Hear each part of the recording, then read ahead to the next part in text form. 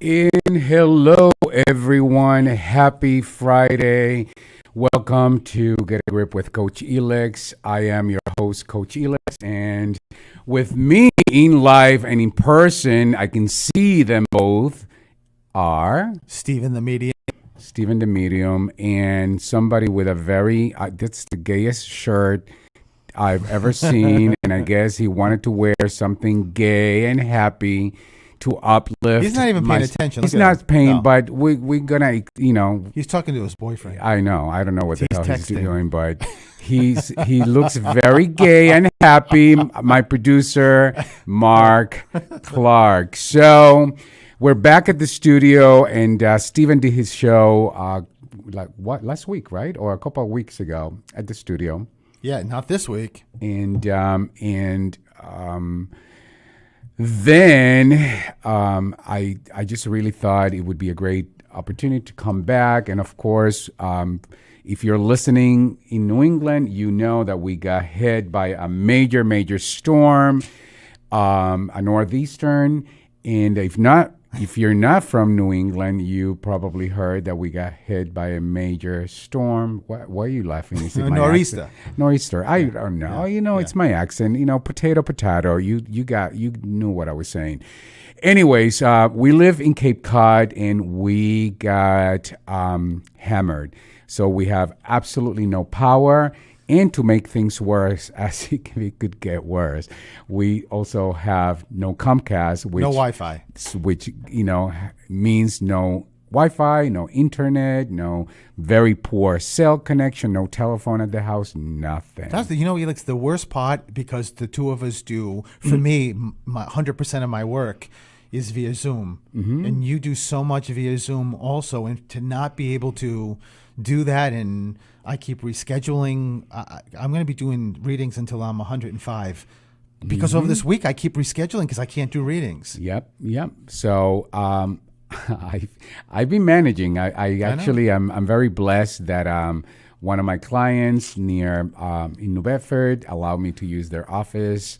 And so that has been very, very good for me because it allows me to just go in and use their computer system and do my Zoom calls. But anyways, so today we're going to be talking about caregiver burnout, and I'm about to share for the first time publicly a very personal story. I'm hoping I'm going to be able to get through it because it's very personal to me. And many of you are going to be hearing it for the first time. Those of you who have spoken to me over the last week probably already know. But anyways, before we get into that, there's other stories that are a little bit more happy and mischievous and humorous. And of course, mischievous, we all look, Mark and I at the same time look to, I don't know why. I have our no idea. left and his right, and there's Stephen the Medium, who is, my goodness, lucky me. I really think I won the Powerball with him because You did? it's like I just never know what I'm gonna get, and he's definitely. I just told him this morning. I said, you are mentally unstable, and he just looked at me like, "What?" I said, "You are mentally unstable, and I have to deal with you." Lucky me. So tell I everyone will. what happened today, Stephen. So the two of us went running this morning at the canal. Thank God for the canal with no electricity, no Wi-Fi. So we decided to do 4 miles, 2 down, 2 back. So we're at the halfway point turning back. So we're 2 miles from the car. We've got to go back. And right as we're approaching the place where we have to turn around, there was a seagull. So periodically you'll see seagulls we see seagulls all the time on the canal, but they're laying on the ground and they're just resting. So, but when we went by it, I noticed that his sort of right wing, the feathers of his wing were kind of protruding out. And I'm like, oh dear God, please not today. Don't have an issue. So we turned around and we came back and he was right there. And as I got close to him, he got up and could not fly. He could barely walk. And I just looked at Elix and said, I can't leave him here. And Elix looked at me like, what are we going to do? So I ripped off my sweatshirt, and I only had a T-shirt on underneath. And it was cold this morning, and used it as a blanket. And that wasn't easy because he went down the little hill where the rocks are, right before the water, the ocean. And I was able to just grab him. The poor thing, when he went to run for me, he just kind of fell sideways on the rocks, and I took advantage of that, put him in my Ralph Lauren sweatshirt, mind you, and grabbed him, wrapped his head, and 2 miles back ran with a seagull in my left arm. Yeah, by the way, this happened at the 4th mile, at the very end. We were at 2 miles. Okay, so 2 miles back. So yeah, he ran 2 miles back with a seagull under his jacket, and he was determined. And I'm like, you know what? There was a part of me that's like, oh my God, irritated can be, but I already know him. By the way, this is not the first time. I know it's not going to be the last time. He loves animals. Right now, here's the score. We've saved a bird, a toad, a little frog, a mouse, a rat, not a mouse, a rat that he found on the street injured, and now a seagull. Yeah, we just add it to the list. And let me just tell you, it's my family. Cousin Holly, who's like my sister, well, she is my sister. She created a dog, and they're the same way. She's raising her daughter, Morgan, the same exact way. And our grandfather, our maternal, which is my cousin's side, one saying was, if you don't like animals, you're not a good person. I say that many, many times, and I believe it completely. Yep, and your cousin Holly comes from your family, so she's mentally unstable.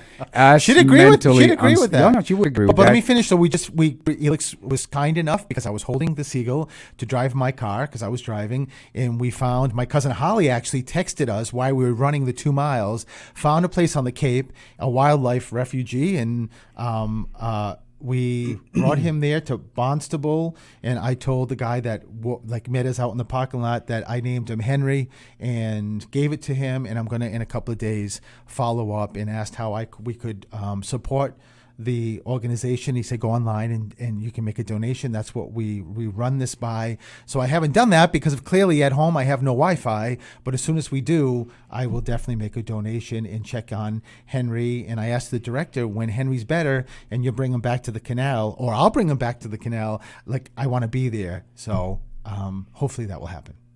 Well, it will happen. Yeah.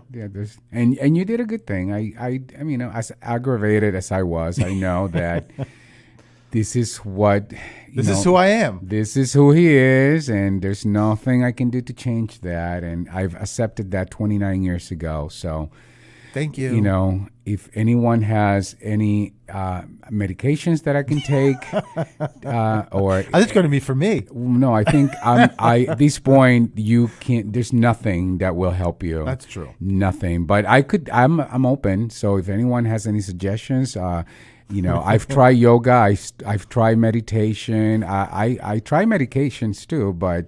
I can't change him. How many times have people compared us to Lucy and Ricky on I Love Lucy? Oh, my God. You've got the Spanish accent, right? Just like Ricky Ricardo. Yeah. And the things that happen to me are just like Lucy. So Yeah, just exactly.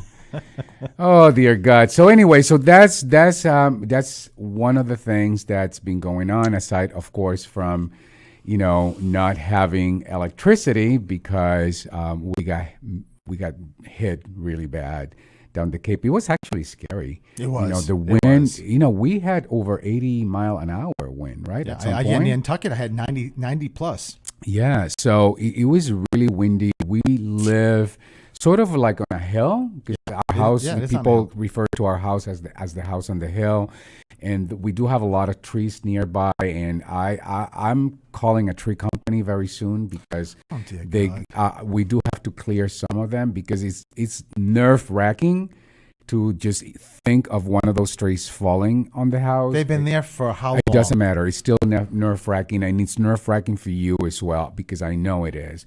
We're not killing the trees. We're just going to trim them to a point where they are not going to fall and bring down the house and kill any of us. How about that? It's funny because yesterday he's giving me the evil look. But yesterday we talked about caregiving, right? Ironically, today we're talking about caregiving burnout. And he says to me, I don't have a caregiver bone in my body. And today I say, well, that's funny because maybe for humans you don't, but for animals you do. Yeah, I mean, if he sees a human being, if we see, let me give you an example. If you see a human being hurting, I would be the one wanting to stop, and he'll be yelling at me, "You can't stop in the middle of the highway. What's wrong with you?"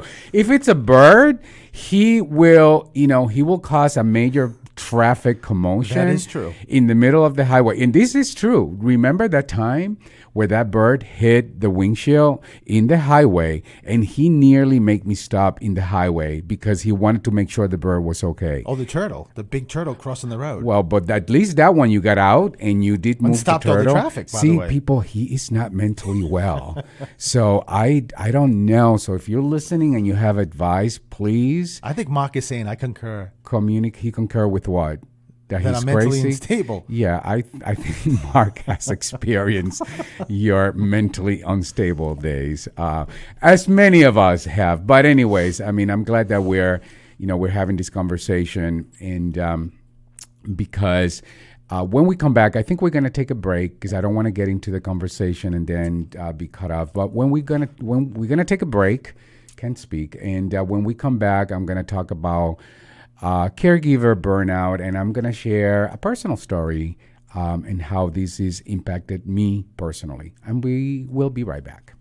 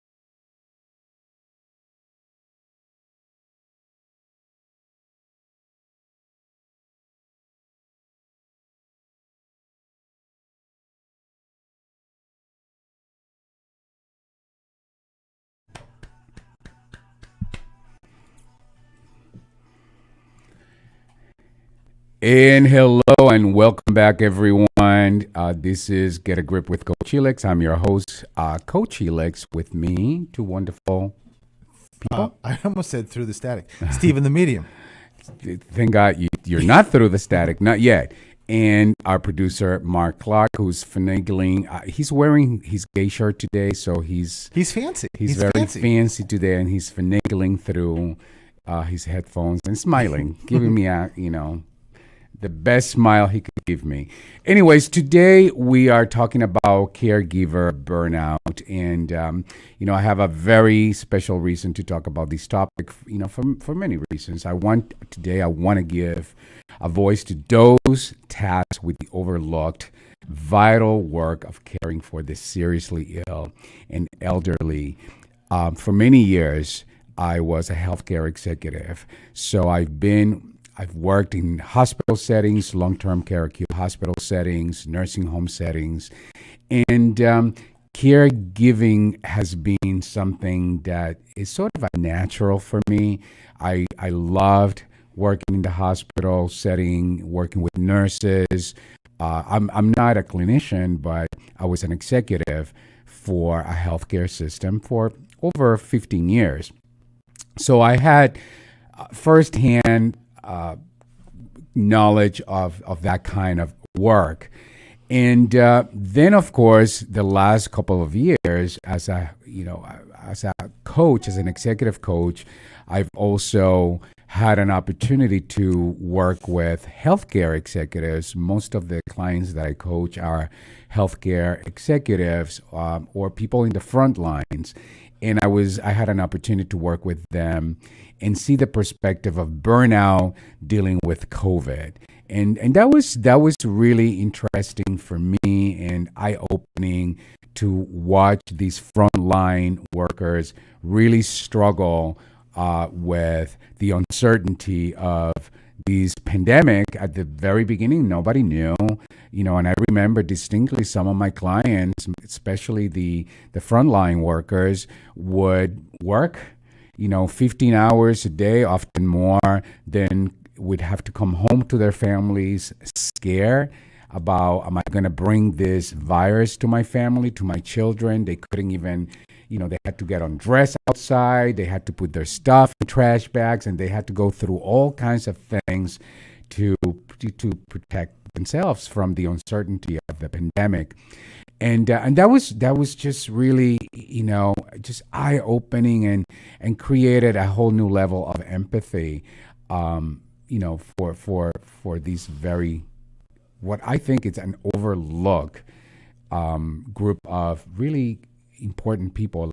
We really need healthcare workers because they're the ones that, when we are at our worst, really take care of us.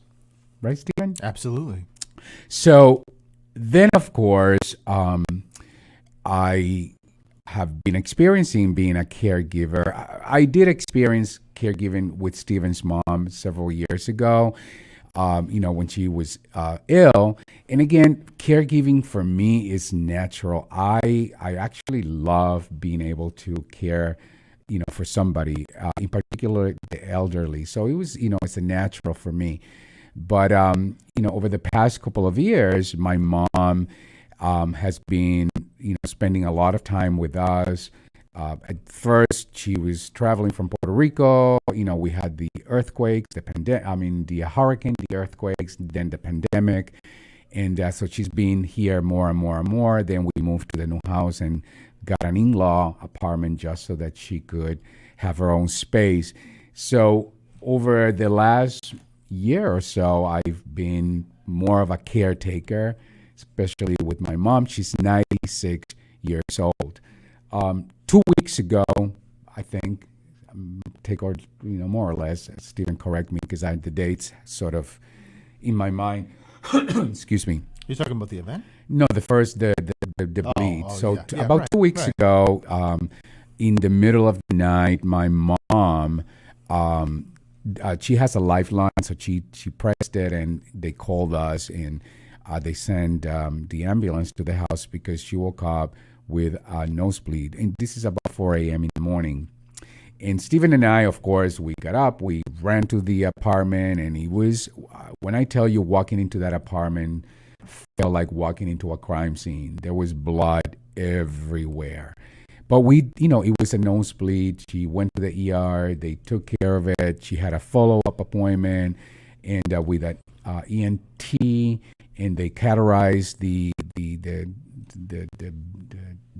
what do you call it, the Like the blood the vessel artery, right. that was bleeding, and she was okay, and again, my mom, those of you who have met my mom, or those of you who've heard about my mom, she's got grit.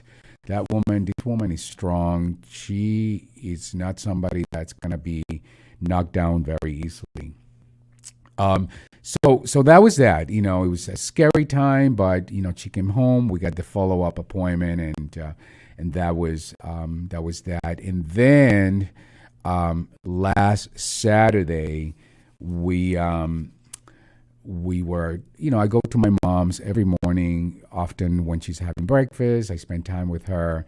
And then at around 11 o'clock, I went back down because we were planning on going apple picking. So I wanted to make sure she knew that. And where were we going to take her? I wanted to let her know, you got to be ready for like 12 or something like that. And then I said, I'm going to go take a shower, get ready myself. And after I got out of the shower, I noticed a missed call. And I found it so strange that my mom had just called me. We just talked. So I called her and literally out of the shower, put the phone on speaker. And I was right there. Stephen was right there, and she answered. And that's when my heart dropped, because she answered, and all I heard was, no, nothing that you could understand. And I don't know, like I don't even know how to express, how to talk about what that felt like in that moment, because it's like my mind couldn't quite process what was going on. And thankfully Stephen was like, we got to go downstairs. We ran to the basement, to the apartment, and she was sitting in the rocking chair. She was alert. She was oriented, but she couldn't talk. Nothing was coming out.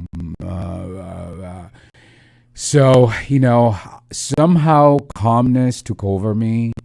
I asked her to stay calm and collected, and I called paramedics. And just excuse me, it's really hard talking about this. And I think it's the first time that I'm talking about it publicly, so I want you to bear with me as I'm, explaining or sharing this story with you guys. So we called paramedics, and in the interim, I asked her to get dressed. She did get dressed with my help, so she was able to get up and move, and then they took her. At the time, her blood pressure was over 200.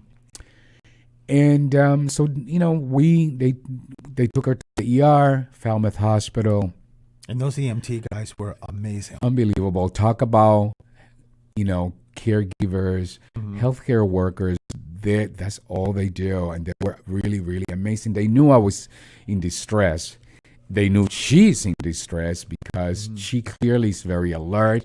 She knows she can talk, and you could see how exasperated she was feeling.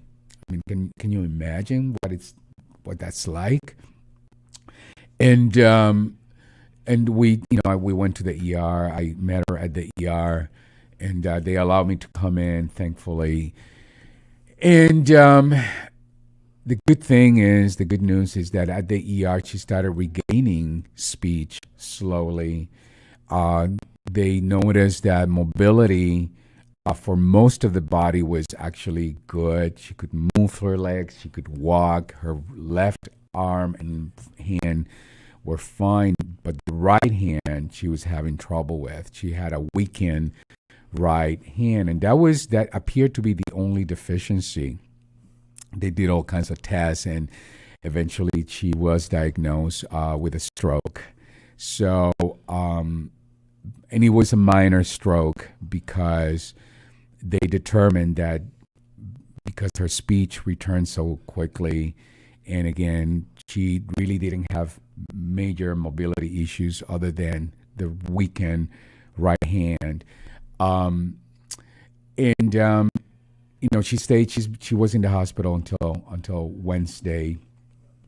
I spent just about every day with her, and every day she was really determined to get better and get better. And I told her, I said, well, you have to really exercise that arm, have to exercise that hand. And one of the saddest points for me was when, she said to me, this, I won't be able to knit again. My mother is, that's how she spent her time, knitting and doing projects and doing her work finds. And it broke my heart hearing that. But I knew, I'm like, Mom, you cannot think that way.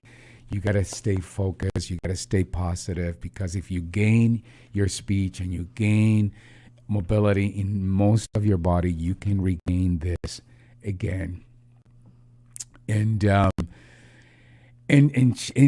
my mom has a tendency to be negative, and that's one thing that I help her reframe all the time, and I just kept doing. Mom, no, you can't think negatively. Yes, this is bad, but this could be a lot worse. You could be somebody who had a stroke and be, a vegetable in a hospital bed. So, so every day she's been doing better, and I think I'm looking at the time. I think I'm gonna take another break. Before you take a break, Yeah. let me just tell you, Elix, that, and you did such a great job getting through this, because I know how hard this is, but I never, ever, ever want to see that or experience that again. It was when I heard her on through the speaker through your phone, just ba ba ba ba, and knowing Consuelo speaks like us, and she's so, I mean, she's so on top of things. Her memory's even better than us. But when you ran to call for call 911, it just her sitting in that rocking chair and just stopping saying the one word she could say, and she's just like, she's looking at me, and she's sort of looking at herself like she knows what she wants to say, but it's not coming out, was just something I'll never ever forget, and something I hope to God never have to go through again. It was hard. Yeah, it was. It's still hard. And in spite of the breakdown, there's plenty of positive and plenty of breakthroughs. But let's take a break, and hope you guys stay tuned, and we'll be right back.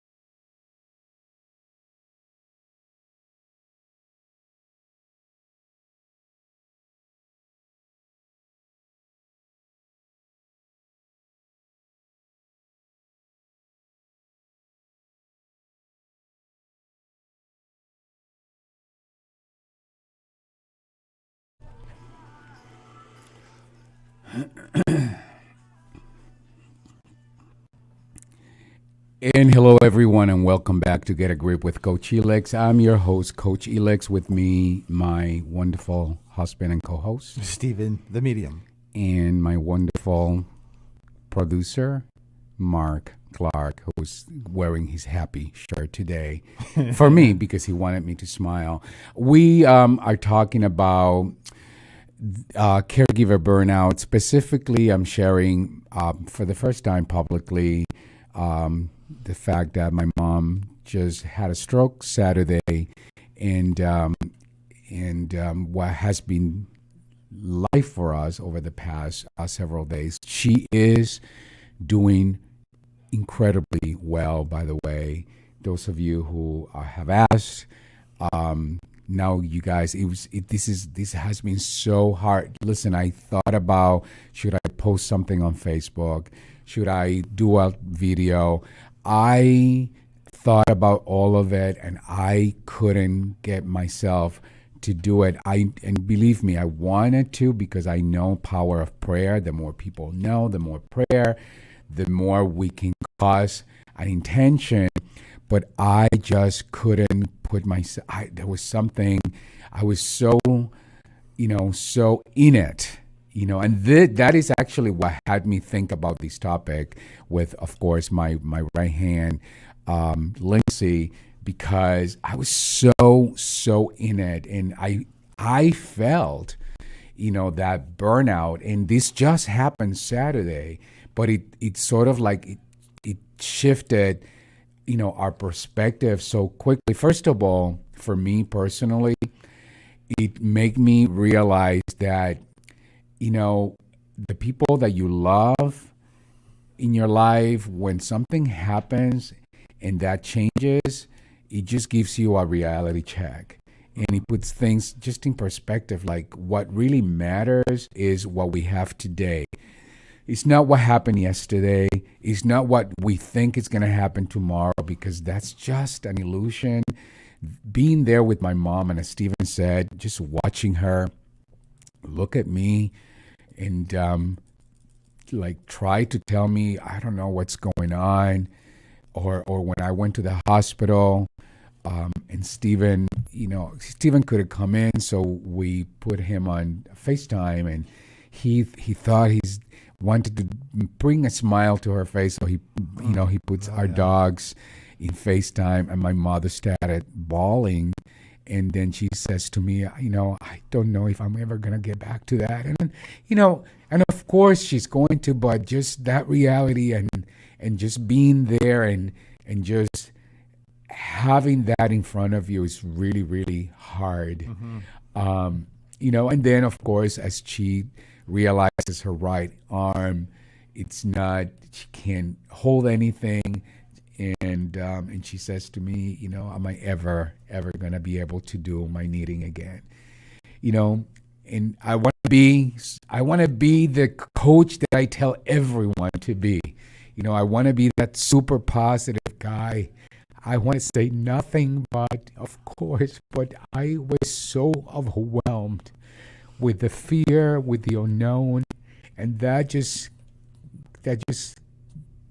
make me see what so many others have to deal with. This is being a caregiver, often becomes all consuming. Like I say to Stephen today, I'm afraid, that even when I leave her for a second, that something's going to happen and I'm not going to be there, and it's also hard because finding support in a very complicated healthcare system, it's hard, it's difficult, and I've faced that. I will tell you, the nursing staff at Falmouth Hospital, they were absolutely incredible. Mm-hmm. My goodness, the staff at the Cape, is it the Cape Healthcare clinic that she goes to, her primary care, her nurse practitioner, unbelievable. They've been so good. The cardiologist's office, they're so generous and they're so graceful in understanding listening, but it is not easy. One of my biggest complaints is I never saw not one doctor in the hospital. It's like they forget that, for them is, it's business as usual, but for us, it's not business as usual. And somebody made a comment, my mom didn't qualify for short-term rehab because she's doing so well. Right? Those are her words, because she only had that one small deficiency in the right hand. But at 96, that one small deficiency for you or I is a big thing for her. It takes away her everything. And, and it's really hard when people don't really get that, or some of that gets, dismissed. And the other thing, Stephen, is that, few caregivers share their stories publicly because our culture has a tendency of romanticizing, and it really erases the realities of the hard work of caregiving. And, and I'm being in it today gives me that perspective of this is not easy, and it affects everything. Like, we have to now have plans for everything. And that's the reason here we are having this conversation, hopefully being able to provide something for anyone out there who's lived this experience or who's caring for an elderly. And it doesn't have to be, I have a client who's who cares for her son, who had an injury at the age of 19. And I talked to her this morning, and she says, you know what, Elex, what we're going through, it may look different, but it's not. It's the same. You're experiencing the same ups and downs that I experience. So hopefully there's something in this conversation that will make a difference, for you guys listening. Stephen, what has it been like for you being pulled into this, not by choice? Oh, it's been hard. Again, being around your family for almost 29 years and being so close to Consuelo she lives with us. And even before that, just being very close. That's been really, really difficult. But, I watched when Consuelo moved here pretty much for good, and how much work it took for you just to change the doctors from Puerto Rico to here, and to get services in place. And it's as you mentioned, Elex, it takes so much. But one thing that I don't know if you're going to speak about, because I don't know what your presentation, the rest of the show is, but one of the things that Lindsay, our right-hand person. Well, she's mine first. I know she's listening, and she knows. Yeah, you're always trying to take. You are unnoticed, Lindsay. You are mine first. she's land. I've. What is it that when you worked for executive, a loan executive? She's my loan executive to you. I've loaned her to you. Yeah, I don't think so. But in any case, I'll let you keep that. But she, we were texting this morning. You were driving as we were taking the Seagull to the place, the wildlife place. But in any case, because you were driving, you asked me to ask her about something, and I did. And in the text back to me, she said, Elex needs to breathe. And on the way here said, you should have taken today off. And I think it's so prevalent what she said, because you get into this place like these other miracle caregiver workers do, you forget about yourself. And the problem with that is, if something happens to you, then there's no caregiver. And that there's got to be some kind of balance for you to be able to do what you need to do for your mom, but make sure that you do whatever you need to do for yourself. And sometimes it's all right to back up and not just feel like the world's on your shoulder, that you've got to do this, you've got to do that. So it's something that you've got to be very, very careful about. Absolutely. And this is where, I often talk to people about, I'm in the game. I walk the walk. And, in this case, I'm really walking the walk as a caregiver. So this is not just a topic because I work as an executive coach with healthcare professionals and frontline workers. I am a position to be a caregiver today. By the way, today, 1 in 5 Americans, about 53 million people, up from 43.5 million in 2015, is a caregiver. So think about that Wow. statistic. And as the baby boom generation ages, the number of family caregivers will continue to grow. And, caregiver, for those you who may not be in a situation or may not understand what is caregiver burnout. It's that feeling of emotional depletion, and that is on the rise. Emotional depletion when you feel depleted of support, of emotion, of hope, that all of that, or imagine all of that at once. That's how it hits you. Like you feel hopeless. You feel depleted of that positivism, enthusiasm. That it's something that I live for. But when you get hit with something like that, you can go through. You can burn, that very quickly, and then you end up being depleted. As caregivers, we also, Stephen talks about this. We just go, go, go, go, go, Mm-hmm. and we need to be reminded that you can't just go, go, go, go, go, because burnout means you are burning out, and if you burn out, then there's nothing you can do. You won't be able to do for anyone. If you can't do for yourself, how are we going to do for anyone else? And by the way, that's because often it's because there's a false narrative, that we have to do this on our own. And I would say in the Latin culture, that is a very powerful narrative. You have to do all of it. You have to take care of all of it on your own. And I think what I heard you say, Stephen, is that no, you don't. We need to ask for help. Mm-hmm. We need to be able to say, I cannot do this. And frankly, and Stephen will say, I'm a giver, so it's hard for me to ask, but I'm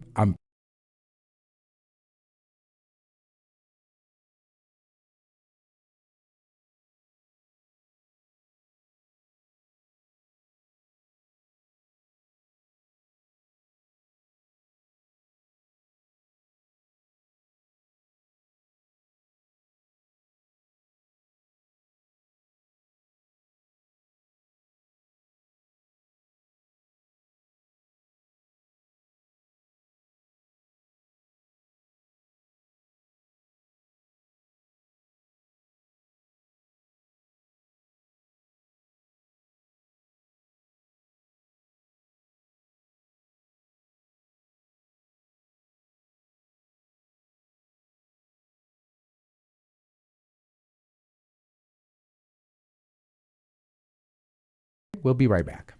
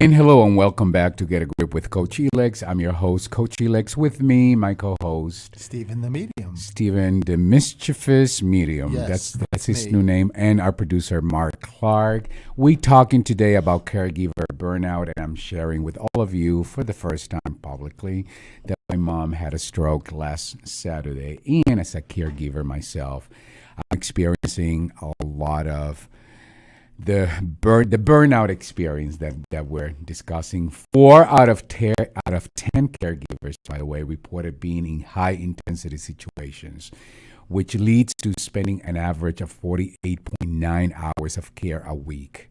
Think about that. 31% of caregivers report having difficulty coordinating care. In that, I can tell you that's complicated. My mom coming out of the hospital, trying to contact VNA services, what they cannot do, trying to get the PCP, trying to get a cardiologist. It is complicated and it can be expensive. So, oftentimes a lot of these services, are not affordable for many. And 53% of caregivers say they have no choice to take on the role. And I personally relate to that. By the way, for me, it's not like I don't have a choice.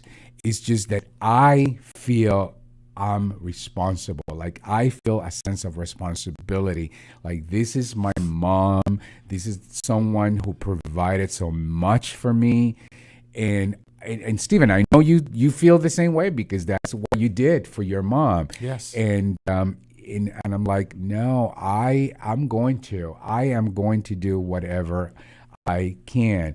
So, what are the signs of caregiving or caregiver burnout? So, if you have someone, a loved one, and you know they're a caregiver, start paying attention to signs like fatigue, a sense of hopelessness, and that can come in and out at any time. I talked to my friend Kate this morning, and sometimes you walk away thinking, wow, we got this. Everything's good. And then 30 minutes later, boom, something happens. And that hope, it's like taken away. A lack of concern or negative feelings towards the person who needs care. That's a sign of burnout. Not because you don't love them, just because you reach that point where you can't provide for yourself. A feeling of being incompetent as a caregiver, loneliness, social isolation. Stephen and I we just talked about this with Mark, our producer. Oftentimes, as a caregiver, you can't do this. You have to stop doing that, or you can do the thing that you enjoy doing before because you got to get home, or you can't keep that loved person, alone for too long. Again, we need to pay attention to that and find ways to find support. And increase stress and anxiety. I can certainly relate to that. And again, I'm an executive coach. I am in conversations with people all the time. But this time I am in the game. I am in the gap. And frankly, I feel that this is an opportunity for me to be transparent. So I don't hide what's going on with any of my clients. This past week, I started every single one of my calls with saying, let me just tell you exactly where I am, because I don't want to be pretending that I am Superman when I am not feeling Superman, because that actually allows me to relate and connect better. And sometimes you start feeling those depression symptoms. So again, those are all ways to catch whether a caregiver or somebody that you know is a caregiver may be in burnout mode. So what are some of the things that you could do to prevent that burnout? I think part of the challenge is like almost like resetting. Stephen, when you talked about me earlier, I think you said it best. can you repeat again, like what is that one thing that you said I need to pay attention to? I guess I need to pay attention to it because what did I say? Well, You mean just paying attention to your health? to myself, like making sure, because again, I just I'm said, all over the place, guys. So if I lose my train of thought, it's because I'm all over. I was just saying that once you get in it, as you just mentioned, Helix, when you're in it, you're like, so it's almost like your tunnel vision in it, caregivers. And the caregivers like yourself and everybody else forget that they have to take care of themselves. And if they don't, then there's going to be nobody to continue that role to be able to provide the caregiving. And you've got to force yourself. And you got to remember that you don't have to feel like you've got the weight of the world on your shoulders, that you've got to like come here today to do a show or do this or do that, when there's so much. This is not a normal routine. You've been thrown some major fastballs that you're trying to figure out. So it's finding a way to reset so that you can step back and say, what do I really need help with? Right. And how can I break this into smaller pieces? And I will tell you, for somebody like myself, I often don't ask for help because I don't want to be a bother to anyone. And I feel like I can do it. I can do it. How often have you said to me, no, you need to ask for help? Once you identify those stressors, if there's someone that you can ask for help, be as specific as possible in doing so. So really look for identifying people that can help you, whether it's family members, whether it's friends. I spent a lot of time over the last few days calling my close network of people that when they say, if there's anything I can help, they really mean that. Mm-hmm. They are willing to do whatever it takes. So I've been calling, and a lot of them have given me names of caretakers that I can use, people that I can ask for support, so that I can also do what Stephen says, which is I have to also take care of myself. And and that's just really important. And then practice active coping. Active coping is the strategy of facing a problem and drawing upon your internal resources. Say your ability to change even a small part of your routine, to try to cope. So, also, I would say we gotta embrace the how we feel. Like, oftentimes, and I speak from my own perspective, we sort of want to pretend that we're strong, that we don't, that I don't need to be like. I will tell you, I walked into that hospital many times saying I cannot cry, I gotta be strong, but inside I was just breaking apart. So I think and I know that wasn't healthy for me. You gotta embrace where you are, even when you're not. It's okay. The ups and downs is okay. And in my last show with Kathy Gallus, we talk about having grace with oneself like that. I'm just amazed that was my last show before this happened, because it's just a reminder that I have to give myself grace, even as I am in the midst of this enormous breakdown. Anything else, Stephen? Anything else that you want to offer? Yes. Is that when you're talking about asking for help, one great thing that you have to keep in mind is that you also have help on the other side of the veil. You have help in the spirit world. So, that's where I come from as a medium, and it's incredible. When I do readings, I tell people all the time, you never underestimate what your loved ones in spirit can do, can help, can guide. There's just so many unbelievable things in just sometimes having that conversation before you go to bed.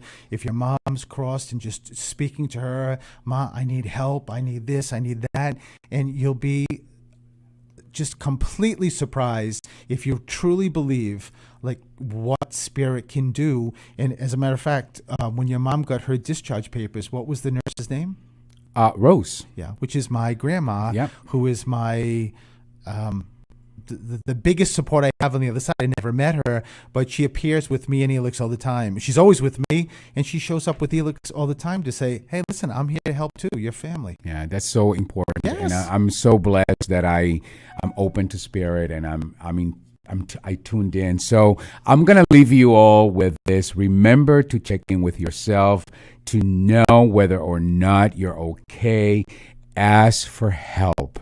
And like Stephen said, it could be somebody here, but it could be somebody on the other side. We all have many angels, and they're waiting for you to ask and give yourself grace. So we've come to the end of the show. Stephen, what are you have something coming up this weekend? I do. StephenTheMedium.com/Halloween. If you're interested in doing my virtual Halloween event, which is going to be amazing, which is Sunday night, 7 to 9. Be there or be square. That's right. And that's a great opportunity. Regardless of where you are, you have an opportunity to connect with your loved ones in spirit. And for me, if you're not connected with me, you can find me at Coach Helix anywhere in social media.